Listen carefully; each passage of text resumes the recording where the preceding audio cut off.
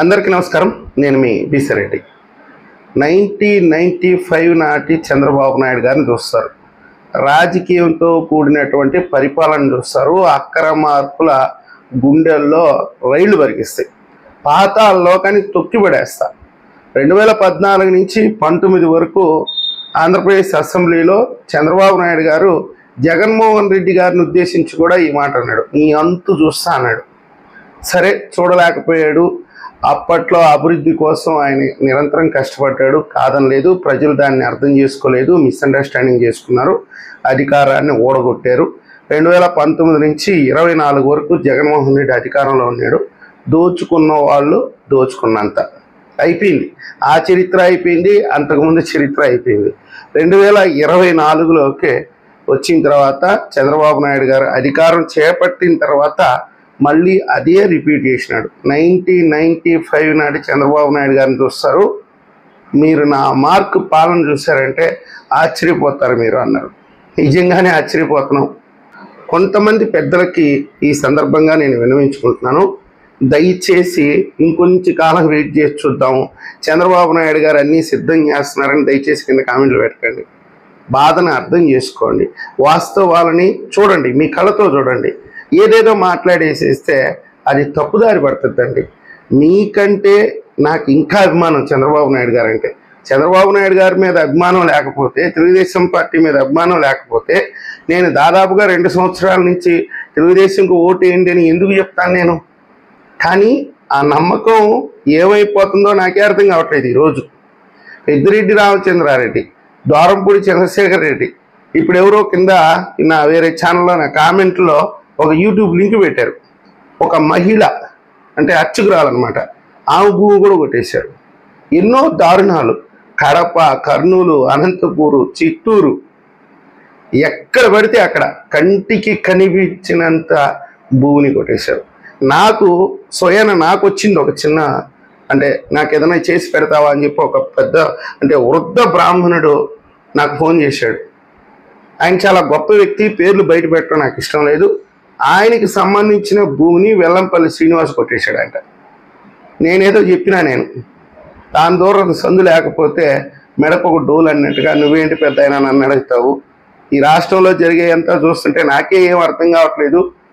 YCP ఉందా, పోయిందా, Telugu Desam party అధికారంలోకి వచ్చిందా, చంద్రబాబు నాయుడు గారే ముఖ్యమంత్రి అన్న డౌట్ వస్తుంది నాకు. సగం రైతుల కాడలు వేసి చెంపలు పెట్టుకుంటున్నాను, ఏమైనా పొరపాటు చేసామా మేమని చెప్పేసి. వాస్తవంగా చెప్తున్నాను, అసలు చాలా బాధాకరం అండి. ఆ మదనపల్లి ఇష్యూ కానీ, ఆ బాధితులు గగ్గోలు పెడతా ఉంటే అవి చూసిన తర్వాత, రాష్ట్రంలో జరుగుతున్నటువంటి కొన్ని పరిణామాలను చూసిన తర్వాత నిమ్మకి నీరెత్తినట్టుగా చంద్రబాబు నాయుడు గారు ప్రవచనాలు చెప్తా ఉంటే, అంతకంటే నాకు నిజంగా ఈరోజు రాజకీయ వ్యవస్థ మీద, రాజకీయ నాయకుల మీద నమ్మకం పోయింది. ఈ రాష్ట్రాన్ని మీరేదో ఉద్ధరిస్తారు, ఒక్క కన్నీటి బొట్టు భూమి మీద పడకుండా చంద్రబాబు నాయుడు గారు కాపాడతారు. ఇక నుంచి మనకి కష్టాలు లేవు, కన్నీళ్ళు లేవు, సంతోషమే, స్వేచ్ఛగా బతకదాం.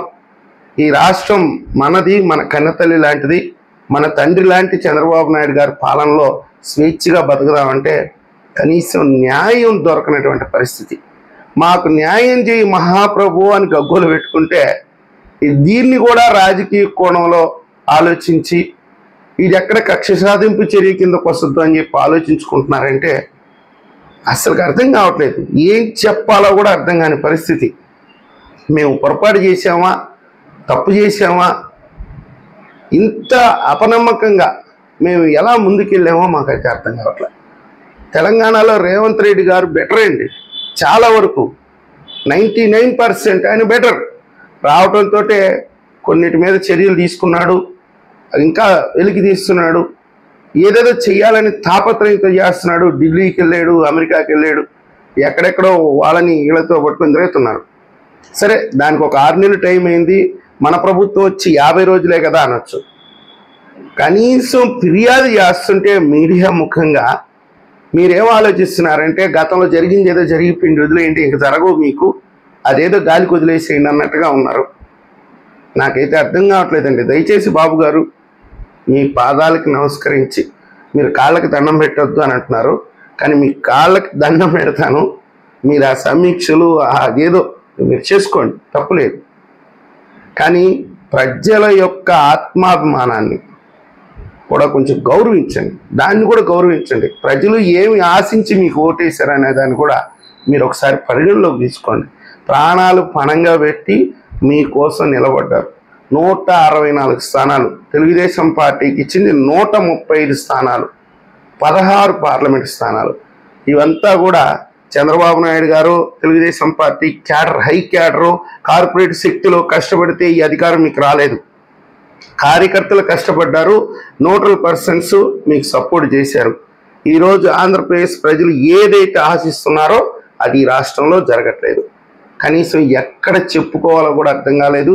ఎవరికి చెప్పుకుంటే మాకు న్యాయం జరగద్దో కూడా అసలు ఏమీ అంధకారం అయిపోయింది. జగన్మోహన్ రెడ్డిది ఒక రకమైనటువంటి కొట్టుడైతే మీది ఇంకొక రకంగా ఉంది. అంటే చెప్తారు కదా, నోట్లో గుడ్లు పెట్టుకొని ఆడవలసిన పరిస్థితి. ఇదేంటే బాబు, నాకు అర్థం కావట్లేదు. కనీసం మీకు మా వదిలేసేయండి, రాష్ట్రం పరిపాలన బొచ్చు తీసి పక్కన పెట్టండి. కనీసం మీకు వ్యక్తిగతంగా మీ మీద దాడి చేశారు, 53 రోజులు జైల్లో పెట్టాడు. మీ నాయకులు మొత్తం మీద కేసులు పెట్టారు. మొన్న అసెంబ్లీలో నువ్వే అడిగావు ఎంతమంది మీద కేసులు ఉన్నాయంటే దాదాపుగా 80% మంది లేచినారు, నా మీద కేసులు ఉన్నాయి, నా మీద కేసులు ఉన్నాయని. వీటిలన్నిటినీ కవరింగ్ చేసుకోవడం కోసం అధికారులు పనిచేయట్లేదు. కేంద్రంలో బీజేపీ ఉంది కాబట్టి జగన్మోహన్ రెడ్డిని కాపాడుతున్నారని చెప్పి కొంతమంది మేధావులు కింద కామెంట్లు కూడా పెడుతున్నారు. ఇంకొద్ది కాలం వెయిట్ చేయాలండి, అక్కడ కేంద్రంలో బీజేపీ జగన్మోహన్ రెడ్డిని కాపాడుతుందని. కానీ ఒకటి గుర్తుపెట్టుకోండి, అదే బీజేపీ, అదే సిబిఐ, అదే రాష్ట్ర ప్రభుత్వం ఉన్నప్పుడు ఆ వివేకానంద రెడ్డి గారి హత్య కేసుకు సంబంధించి అవినాష్ రెడ్డి గారిని, భాస్కర్ రెడ్డి గారిని ముద్దాయిలుగా చేర్చారు. తూతూ మంత్రంగా ఆయన అరెస్ట్ చేశారు, జైల్లో పెట్టారు, కోర్టు ముందు నిలబెట్టగలిగారు. మీరు ఇంతమంది ఆర్తనాదాలు, ఒమ్మో నా భూమి కొట్టేశారు, 1,00,000 ఎకరాలు అని చెప్పి సాక్షాత్తు ముఖ్యమంత్రి గారే అసెంబ్లీలో చెప్పినాడు. ఇంతమంది బాధితులు కన్నీటి పర్యంతం అవుతుంటే మీరు కనీసం దాని మీద చర్యలు తీసుకోకుండా అంతా సిద్ధం చేస్తున్నారు. ఇంకొద్ది రోజులు ఓపిక పట్టండి. ఈ లోపల కలెక్టర్ ఆఫీసులు, ఎంఆర్ఓ ఆఫీసులు, ఇంకా కీలకమైన ఫైళ్లు తగలబెట్టాలి. దాన్ని కూడా మీ సోషల్ మీడియాలో ప్రచారం చేస్తారు, ఫైళ్లు మాయమైపోయినాయి, ఈరోజు సిఆర్డీఏలో ఫైళ్లు మాయమైపోయినాయి చెప్పి కొత్త డ్రామా ఇస్తారు. ఇట్లా ప్రతి ఒక్కటి చెప్తా ఉండండి. ఆ ఫైలు తగలబెట్టేశారు, ఈ ఫైలు తగలబెట్టేశారు, అధికారులు పనిచేయట్లేదు, మా మాట వినట్లేదు. జగన్మోహన్ రెడ్డి లోపలికల్లా గుచ్చుకోబోతున్నాడు, ప్రతి ఒక్క అధికారిని మ్యానిపులేట్ చేస్తున్నాడు. నిన్న వల్లభనేని వంశీ అరెస్ట్ అని చెప్పి ఒక రోజంతా డ్రామా వేశారు. ఆ లాస్ట్లో పోలీసులే తప్పించేశారంట. అసలు మిమ్మల్ని ఎవరు ప్రచారం చేయమన్నారు?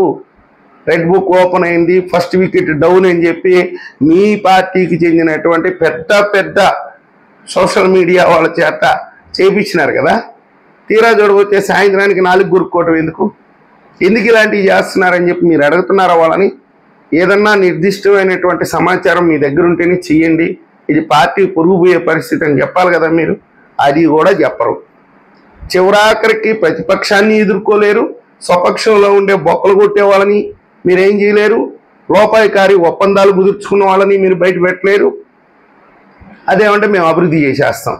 ఈ అభివృద్ధి చేస్తామనే కదా 2014 నుంచి 19 వరకు 24 గంటల పోలవరం, అమరావతి, ఇంకా చాలా చేసినారు.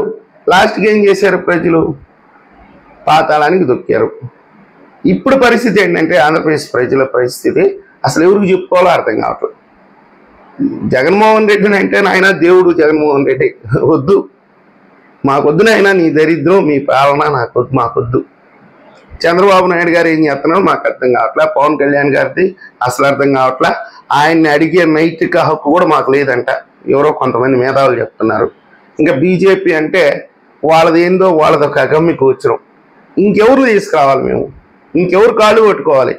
పోయి తెలంగాణ నుంచి నాయకత్వాన్ని తీసుకొచ్చుకోవాలన్నా, లేదా రేవంత్ రెడ్డి గారిని బతిలాడుకోవాలన్నా, లేకపోతే ఇంకెవరినన్నా అక్కడ ఉండేటటువంటి నాయకుల్ని, కీలకమైన నాయకుల్ని, అయ్యా మీరు ఆంధ్రాలోకి రాండి, కొద్ది రోజులు మా తరపున పోరాడండి, ఇంకదే పని చేస్తాం. రేపటి నుంచి తెలంగాణ నాయకులు కాళ్ళు పట్టుకుంటాం, మీరు రాండి నాయన ఇక్కడికి, మా రాష్ట్రాన్ని కాపాడండి, మమ్మల్ని కొంచెం తలెత్తుకునే విధంగా చేయండి అని చెప్పి మేము వాళ్ళన్నా బతికినాడుకుంటాం. నా మాటలు మీకు ఇబ్బంది కలిగించవచ్చు, తప్పులేదు. చాలామంది తెలుగుదేశం పార్టీ కేడర్ చూస్తున్నది నా వీడియో. నా మాటలు మీకు ఇబ్బంది కలిగించవచ్చు. నా మీద కాదు మీరు చూపించాల్సిన కోపం. చంద్రబాబు నాయుడు గారిని అడగండి. లోకేష్ గారిని ఏమో దాచిపెట్టేశారు. ఆయన మీద మాకు నమ్మకం ఉంది. ఆయన రానియకుండా లోపల పెట్టి ఎక్కడో తాళం వేసేసినట్టున్నారు. ఆయన మంగళగిరికే పరిమితం అయ్యాడు. చాలా చేస్తున్నారు. పార్టీ ఆఫీసులో 3 గంటల సేపు నిలబడి వినతులు తీసుకున్నారంట. మేమేం కాదనట్లేదు. కనీసం 3 కూడా అరెస్ట్ చేయాల. 3 గంటలు నిలబడి సాక్షాత్తు ముఖ్యమంత్రి గారు 3000 వినతులు తీసుకుంటే కనీసం 3 మీద కూడా చర్యలు తీసుకోవాలి. మరి ఎందుకు నిలబట్టడం ఎందుకు? ప్రజలను అక్కడి నుంచి ఎక్కడి నుంచి పిలిపించుకోవటం ఎందుకు? అదన్నా వాస్తవం కాదో కూడా చెప్పలేని పరిస్థితి. మీ సోషల్ మీడియాలో ఏ పోస్ట్ పెడితే ఏది నమ్మాలో నమ్మకూడదో కూడా అర్థం కావట్లే. వార్డ్ అరెస్ట్ అంటారు, ఈడ్ అరెస్ట్ అంటారు, అక్కడి నుంచి 1,00,000 కోట్ల పెట్టుబడులు వచ్చేసి అంటారు. దాని తగ్గట్టుగా ఒక 3 టీవీ ఛానల్స్. ఇవన్నీ ఏం చెప్తున్నాయో కూడా మాకు అర్థం కావట్లేదు. దయచేసి తెలుగుదేశం పార్టీ పెద్దలు కొంచెం ప్రజల మనోభావాలను కొంచెం గౌరవించండి, న్యాయం చేయండి.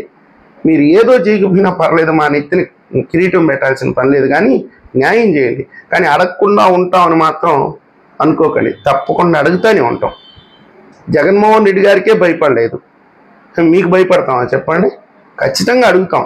ప్రత్యామ్నాయం దొరికేంత వరకు పోరాడతాం. తప్పకుండా మాకు ప్రత్యామ్నాయం దొరకద్ది. ఆ అవకాశాన్ని మీరు ఇవ్వద్దు. మేము ప్రత్యామ్నాయాన్ని ఎదుర్కొనే మేము ప్రత్యామ్నాయాన్ని చూసుకునే అవకాశాన్ని మీరు ఇవ్వద్దు దయచేసి. ఈ వీడియో మీకు నచ్చినట్టయితే లైక్ చేయండి, సబ్స్క్రైబ్ చేయండి. ధన్యవాదాలు.